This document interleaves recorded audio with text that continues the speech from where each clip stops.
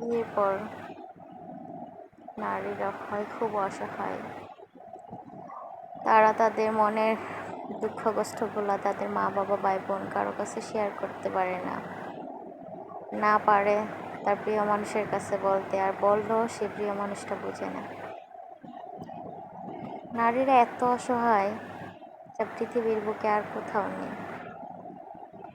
তাই বলবো প্রত্যেক মেয়ের মা বাবাদের, মেয়ে বিয়ে দেওয়ার আগে মেয়েকে আগে প্রতিষ্ঠিত করুন, যাতে তার এই অসহায়ত্বগুলা বারবার তাকে না উপলব্ধি করতে হয় যে সে কার উপর ডিপেন্ডেন্ট। আর মা বাবারাও যে কি, মেয়েদের বিয়ে দিতে পারলেই মনে হয় তাদের জীবনের সব শেষ,